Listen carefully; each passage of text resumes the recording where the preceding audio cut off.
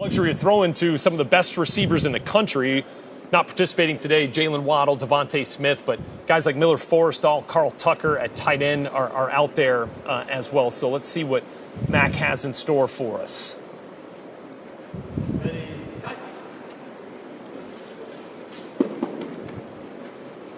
There's some of that movement. Boy, that's on the money, DJ, on the move there. And again, about a third of his throws, DJ, are going to be from some sort of movement inside, outside of the pocket there. And that one, pretty good example of what he can do. Yeah, and look, pro days can be used to try and fill in the gaps. And I think Scott talked about that a little bit earlier. But we have so much tape of him navigating within the pocket and making touch timing throws, showing you that anticipation, the accuracy. So today is about trying to see some of those things we didn't get to see a lot of. So the more we can see him on the move, outside the pocket, when not having the ability to set your feet and throw, I think that is smart that David Morris and Mac got together today to script a workout as such. Yeah. And this workout in the workout tape will be really good to watch. But again, if you go back to game tape and you see his accuracy and his composure in those times when he's under pressure, sometimes we'll see these workouts and we'll see where a ball's maybe a little overthrown or underthrown or a little bit too wide. I don't get too caught up on that in workouts, nor do I overrate it if everything is spot on. It's what you see in game film, and again, when he's playing the actual quarterback position and about to get hit in the mouth. Hey, real quick thing that I want to talk about right there, just watching him come in and out of a huddle and being able to run a huddle. It's one of these things we talk about as scouts and evaluators and GMs and coaches now, is there's a lot of players that are now coming into the National Football League at the quarterback position that don't know how to run a huddle.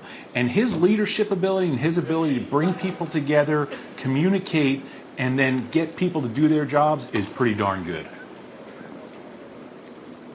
I wouldn't get too hung up on the end result here today, as we've mentioned, with who he's throwing to. To me, it's again about just watching the feet. How crisp is he? We keep coming back to that word twitch. Do you see some twitch? Do you see some snap with him? And to Scott's point, he did some good things under pressure, but there just isn't a lot of it. I mean, when you go through their games, I like to sort it and watch the 3rd and 7+ throws. So everybody in the stadium knows you're throwing the football. And usually you'll see a pretty high percentage of pressure, and there just aren't a lot of examples of that. So he's shown he can do it, but it's just not to the volume that you feel totally comfortable. That's, to me, why you want to see some of that movement around today. Don't focus on the end result. Let's just see how natural and how smooth he looks doing it. That's a good point as well. And again, snapping the ball here to Mac Jones is one of the best centers in this year's class, one of the best interior offensive linemen. Landon Dickerson, coming off a torn ACL, suffered at the tail end of Alabama's championship run. Yeah, Rhett, I love Landon Dickerson. I mean, again, for a guy that came in, again, he was a graduate school or a graduate transfer, so he only spent 1 year in Tuscaloosa with the University of Alabama. And being down there and watching how teammates and players gravitated towards him and what kind of leader he was along the offensive line, very often when you get these graduate transfers, everyone knows that they're kind of hired hands, and they just come in for a little while, and it's guys just making time to get themselves ready for the next level. But everyone embraced this guy, and he embraced this team and this program. And I tell you, Landon Dickerson, it's good to see him out here right now. Again, you can see the relationship between he and Mac Jones at the quarterback. They cultivated and developed a really important relationship. And again, this is another important thing that goes on. So many people get caught up in the numbers and the times and all the data that comes out of these workouts. But one of the most important things is watching the interpersonal relationships, because at the end of the day, football is about a chemistry experiment. It's either going to go right or it's going to go wrong. And when you watch players like this, Mac Jones, who really connects well with his teammates, Landon Dickerson, who connects well with his teammates, it's great to pay attention to these kind of things here. Yeah, Dickerson had never played center in a game before 2019. Ends up this past year as the Remington Award winner as the nation's top center. Talented dude right there snapping the ball to Mac Jones. Underway in his throwing session here from Alabama's Pro Day. Rhett Lewis, Daniel Jeremiah, Scott Pioli here with you. Now let's go down to the field In Tuscaloosa, on the scene for us, James Palmer. James, what's the buzz down there as Mac is working his way through this workout?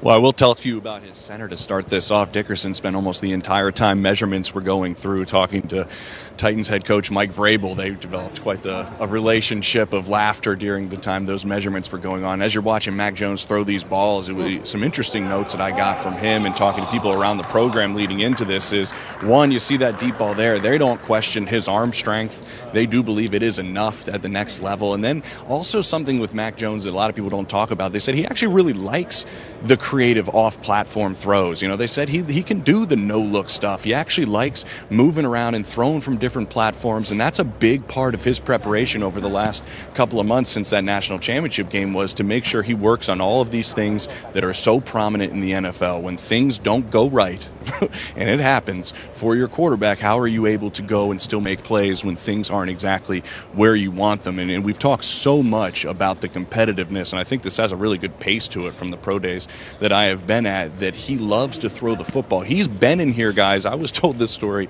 after their team banquet. He came in here with a couple of guys and said, I'd like to, throw the football around if you guys are cool with that. And they got out of their suits. So in some ways, while I agree with Scott that he is underrated as an athlete, he's not in the same class as some of those other guys that the young quarterbacks in the league right now possess. Another deep shot here from Mac DJ, Jones. I agree. Go ahead, Scott.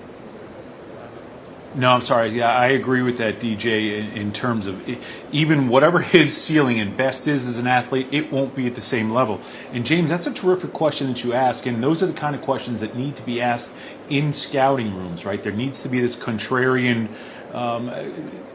angle in questions that are asked. And I would say this. I think sometimes people will get focused on the negative and trying to find out what a player can't do or where he won't go.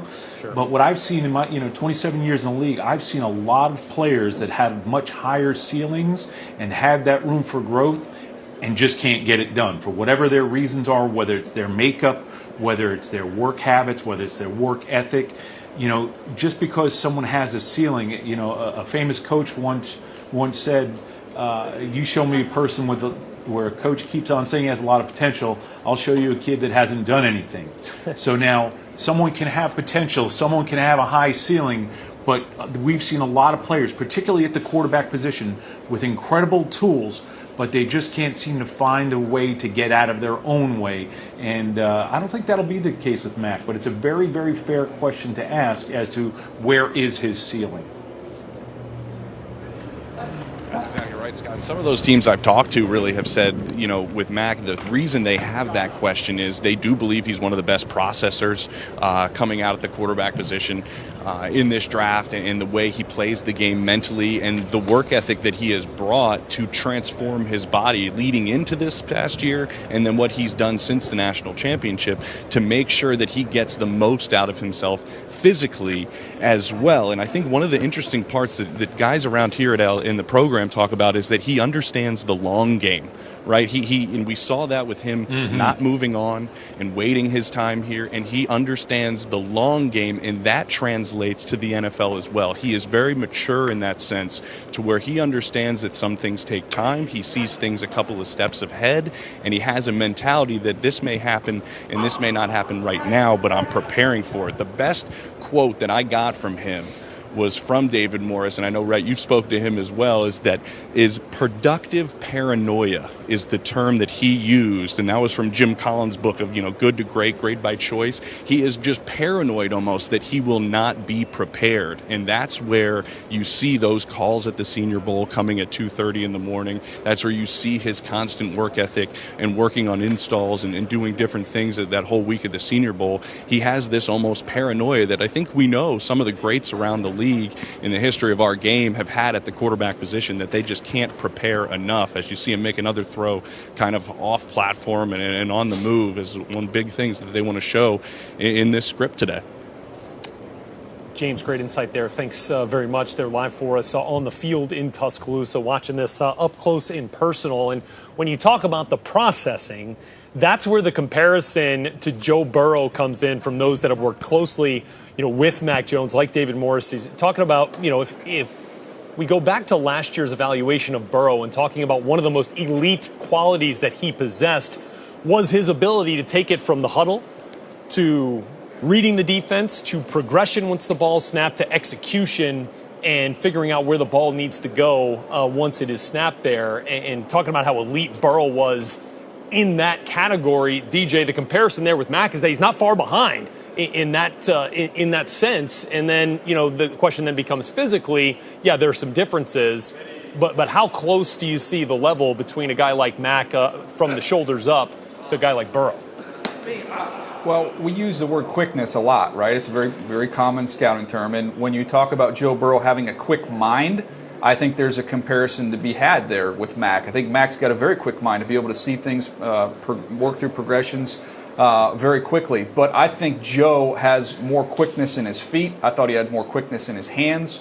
I thought Joe Burrow's ability to really create, he made some magical plays getting away from pressure and kind of showed you what type of athlete he was. So to me, that's where you go from talking about a guy who's the first overall pick in the draft to, for me, somebody in my opinion that's a borderline first round pick. And so I think there's a little bit of distance between the two players because of that.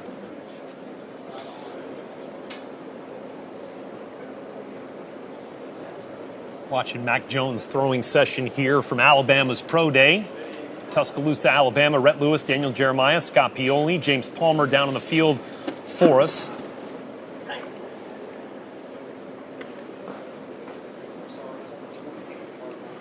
You go from throwing to Devontae Smith and Jalen Waddle, and no offense to the guys out there. They're working hard, and this has a good pace to it. But he's gone from driving a Maserati to maybe a little bit of a pickup truck here. So you can see how it'd be hard to gauge with your accuracy.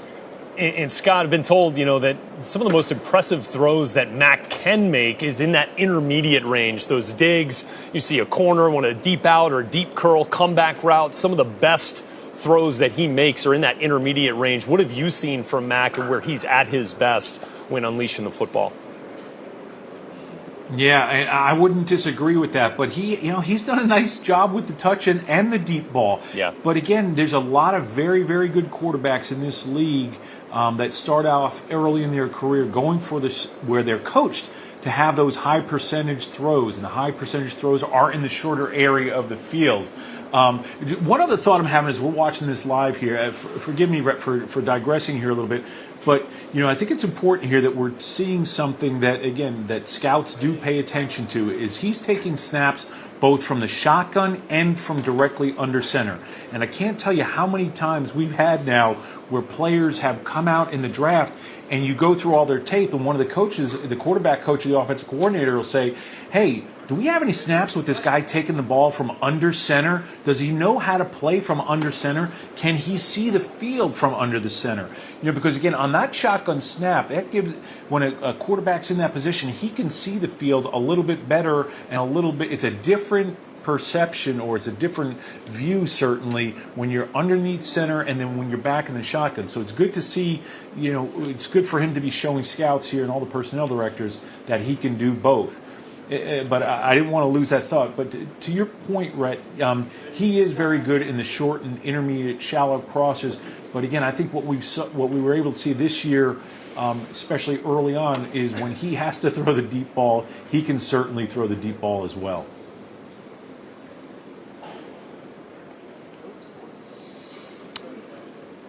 All right, you're watching Mac Jones' throwing session at Alabama's Pro Day here on this Path to the Draft Pro Day special presented by Verizon. Back with more from Mac. Session for Mac Jones. Daniel Jeremiah's number 34th ranked overall prospect and the number 5 quarterback out there amongst a talented crop of quarterback prospects this year.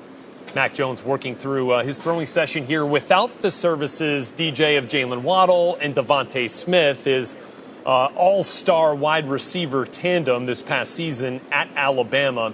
How do we kind of put that into perspective when evaluating this pro day workout?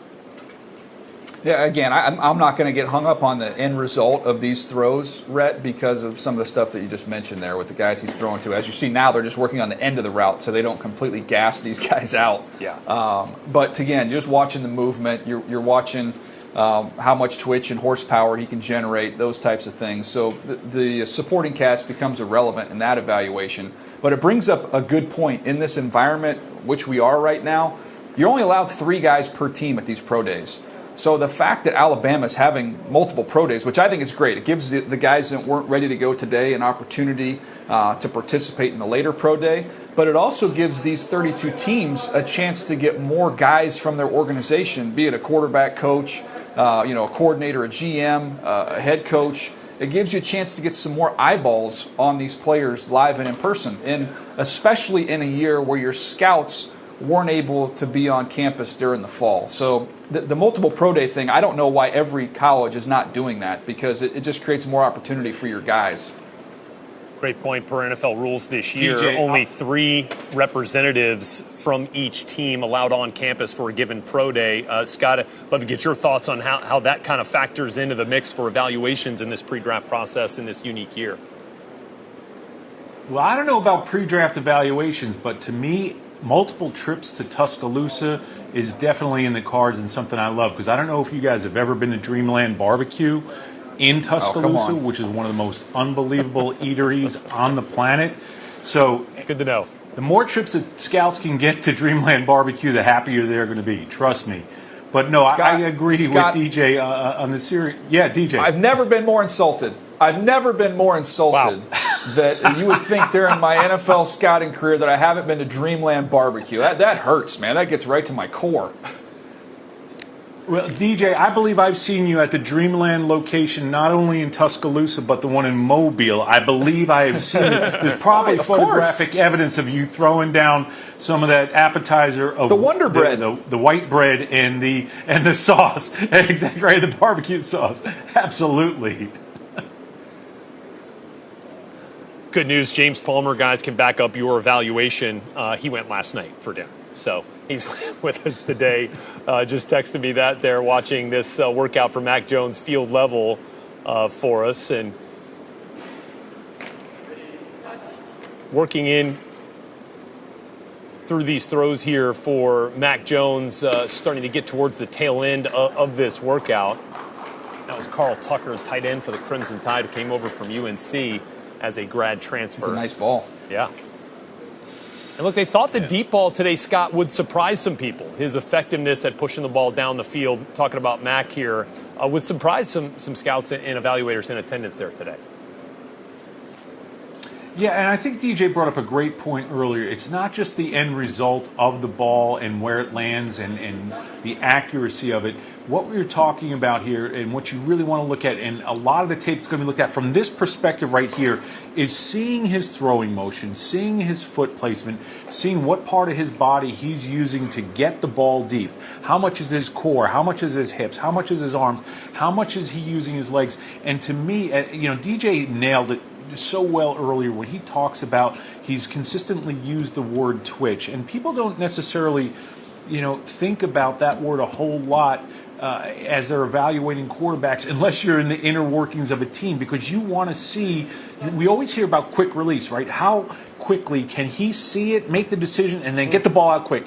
Is it an elongated motion? Is the twitch there for him to deliver the ball either with distance and or velocity? Obviously, we're paying attention to the accuracy, but we want to see what kind of twitch is in the body, in the arm, in the hand and wrist to get the ball out quickly with some snap and not too much motion from the rest of the body.